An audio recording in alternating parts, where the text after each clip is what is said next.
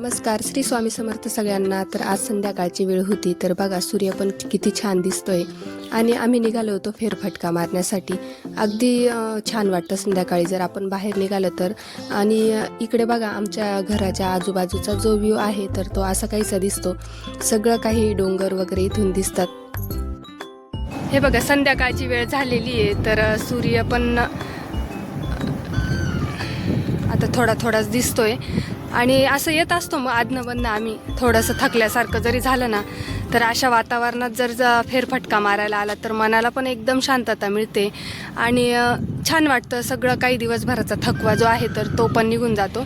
अगदी घरापासून जवळ आहे, रस्ता तर घराच्या लगतच आहे आमचा आणि आजूबाजूला पूर्ण शेतीचा एरिया आहे। तर इतकं छान पक्षी वगैरे, संध्याकाळचा पूर्ण असा व्ह्यू असतो आमच्या घराच्या आजूबाजूला, तर खूप छान वाटतं। आणि मंदिरात येते ना मी रोज, तर इकडेच येते, मंदिर पण दाखवते मी तुम्हाला। हे बघा गाड्यांचा आवाज आहे त्याच्यामुळे गाड्या पण, हे बघा मंदिर आहे, ह्या महादेवाच्या मंदिरात आहे ना माझी सेवा असते, तर तिथे पण मी येते। बेलाचं झाड आहे, बेलच तोडायला आलो होतो कारण की उद्या एकादशी आहे, परवा प्रदोष आहे, तर बेल तोडता येत नाही, त्याच्यामुळे ना मग मी आजच आले होते बेल तोडण्यासाठी।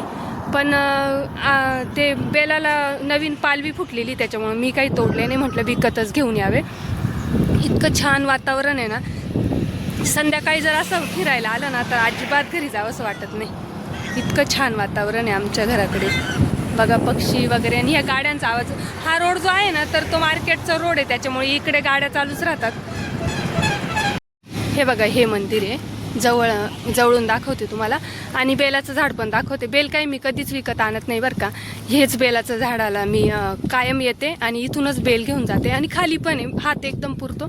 पण हे बघा आता चैत्र महिन्यामध्ये पालवी फुटते ना, तर मग असे मोठे पानं नाही, मग ते तोडायला पण योग्य वाटत नाही। हे बघा इतके छोटे पाने, मग कसं तोडायचं, त्याच्यामुळे मी आहे ना तोडलेच नाही। इथूनच मी बेल घेते, किती खाली बघा, आणि मला कुठे जाण्याची गरजच नसते बरं का। धोत्र्याचं फूल, धोत्र्याचं फळ, ते काही सगळं काही मला इथूनच मिळतं। बघा हे धोत्र्याचं फूल मला इकडे, म्हणजे मी जे पण महादेवाची सेवा करते ना, तर मला ते जे पण साहित्य लागतं ना तर ते मी इकडूनच घेत असते। आणि कधीतरी नसलं संध्याकाळी तोडायला तर सकाळी जर मी आले ना तर आपोआप देवाच्या आशीर्वादाने मला एखादं फूल तर मिळूनच जातं। आणि त्या बाजूला जे आहे ना इकडे मंदिराच्या मागच्या बाजूला, तर धोत्र्याचं पण फळ जे असतं ना आपल्याला महत्त्वाचं, म्हणजे महादेवाच्या पिंडीवर व्हायचं असतं, तर ते सुद्धा मला इथे मिळून जातं। हे बघा आता इथे फूल आलेलं आहे, पण ते कोमजलं आहे, मी काही ते घेणार नाही आहे। हे बघा कोमजलं नाही, ते फुलणार आहे अजून, तर ते सकाळपर्यंत होऊन जाईल किंवा एखाद्या तासामध्ये फुलून जाईल। तर बघा असं इकडे येते मी रोज। हे बघा ह्या मंदिरात मी येते, दाखवते पण, दर्शन वगैरे घेतलेले मी, पण एक व्हिडिओमध्ये तुम्हाला दाखवते।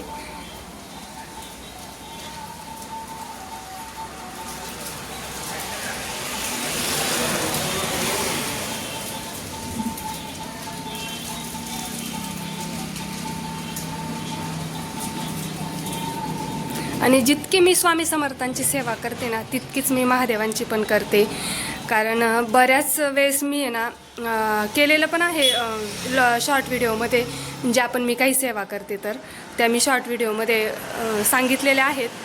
तर म्हणजे जेवढी माझी स्वामी समर्थांवर भक्ती आहे तेवढी माझी देवादिदेव महादेवांवर पण आहे। आणि ह्या मंदिराच्या आजूबाजूला पूर्ण हिरवळ आहे, पूर्ण शेतीचा एरिया आहे, म्हणजे इथे ज्या शेती आहे ना ज्यांची, त्यांनीच हे मंदिर बांधलेलं आहे बरं का। इकडे दाखवते मी तुम्हाला पूर्ण। हे बघ ही आमचे हे द्राक्षाचे बाग वगैरे, आणि इकडे सगळे तुम्हाला द्राक्षाचे बागच दिसतील, किरकोळ भाजीपाला दिसेल, नाहीतर सगळे बागायतदार शेतकरी।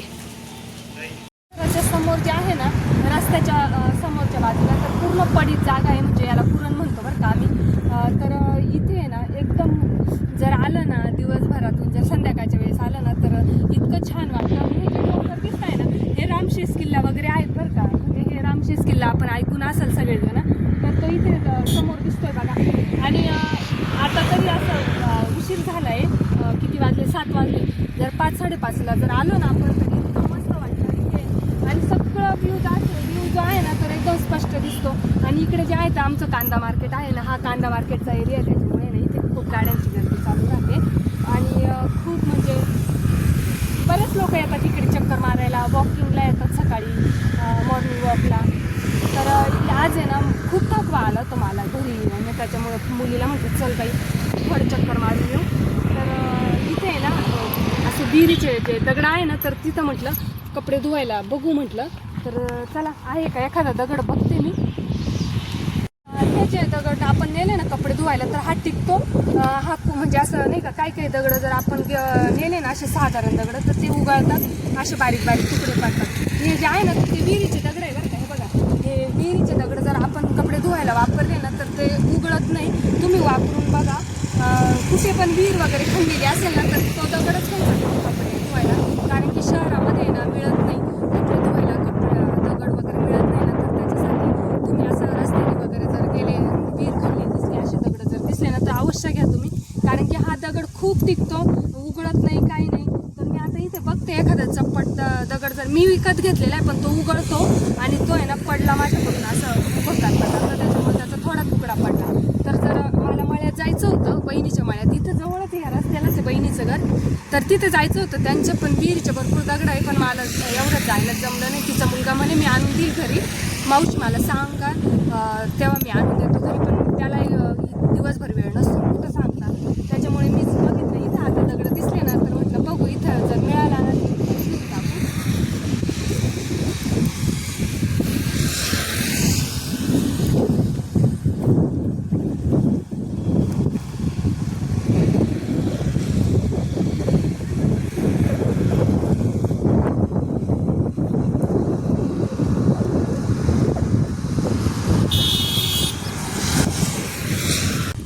एक बघितला, पण तो खूप उंच आहे त्याच्यामुळे तो काही मला आवडला नाही.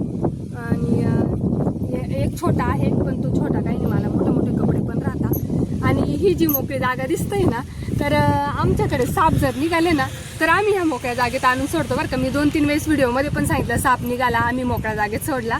तर हीच ती मोकळी जागा, कारण की इथे जर साप सोडला तर कोणालाही नुकसान नाही आहे त्याचं, आणि त्याचं म्हणजे त्याचा आपण जीव पण घेऊ शकत नाही. आणि तो त्याचा शेतामध्ये सोडलं तर त्याचा पण जीव वाचतो. त्याच्यामुळे आम्ही घरात आमचे 2-3 वेळेस साप निघाले, नाग निघाले, तर ते आम्ही इथं आणून सोडतो बरं का, म्हणजे एकदम मोकळ्या जागेत. तर चला जातो आता घरी, भरपूर वेळ झाला आहे, घरी पण जाऊन स्वयंपाक करायचा आहे. तर चला भेटूया थोड्या वेळाने. इकडनं आल्यानंतर मुलांना भूक पण खूप लागली होती, तर म्हटलं आल्या आधी चहा ठेवावा, कारण की 4 वाजता माझा चहा झाला होता, पण मुलांना मी काही ठेवला नव्हता. त्यांना मी लिंबू सरबत करून दिलं होतं, त्याच्यामुळे त्यांना चहा ठेवला नव्हता. तर आता मुलं बोलले आई चहा ठेव, म्हटलं चला. बिस्किट आणि चहा खाल्ला तर मग पोरं थोड्या वेळ थांबतील, मग त्याच्यासाठी मी चहा बिस्किट त्यांना देऊन दिलं आधी. आणि मग म्हटलं स्वयंपाक करावा. स्वयंपाक काय करावं ते तर सुचत नव्हतं. मिस्टर नव्हते जेवायला, तर मुलं बोलले की खिचडीच कर. आमच्याकडे ना मोस्टली संध्याकाळी खिचडी असते, आणि खिचडी असली का मला फार आनंद होतो, कारण की स्वयंपाकाचं दुसरं टेन्शन राहत नाही. आणि सगळ्यात टेन्शन म्हणजे भाजी काय करायची असते, त्याच्यामुळेच ते जास्त टेन्शन असतं. त्याच्यामुळे खिचडी म्हटलं ना तर आपल्याला एक निवांत असतो. तर दूध तापवायचं राहिलेलं होतं माझ्याकडून, तर ते पण मी तापून घेतलं. सकाळी जसं तसं फ्रीजमध्ये ठेवलेलं होतं. आणि तूप करायचं होतं. तूप अगदी सोप्या पद्धतीने करते मी. पातेल्यात घेऊन हातानेच ते 5 ते 7 मिनटं फेटून घेते. आपोआप तो लोण्याचा गोळा जो आहे ना तर तो वरती येतो. ऑलरेडी मी ही रेसिपी टाकलेली आहे शॉर्ट व्हिडिओमध्ये, तर आता करतेच आहे, तर परत ठेवून दिलं. परत सांगितलं तुम्हाला, बघा हा लोण्याचा गोळा असा काही तसा तयार होतो. आणि 10 मिनटात गॅस लावल्यानंतर 10 मिनटात ते तूप पण तयार होतं.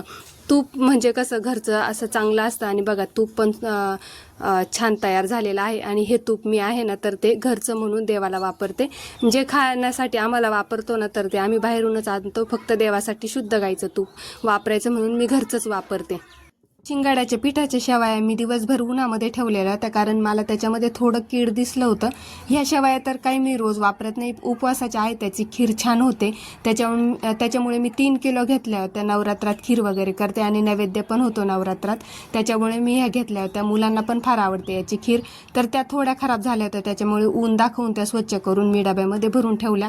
आणि खीर तर इतकी छान लागते. तुमच्याकडे जर शिंगाड्याच्या पिठाच्या शेवया मिळत असतील तर नक्कीच करून बघा, ती खीर छान लागते. तर चला भेटूया नेक्स्ट व्हिडिओमध्ये, तोपर्यंत बाय.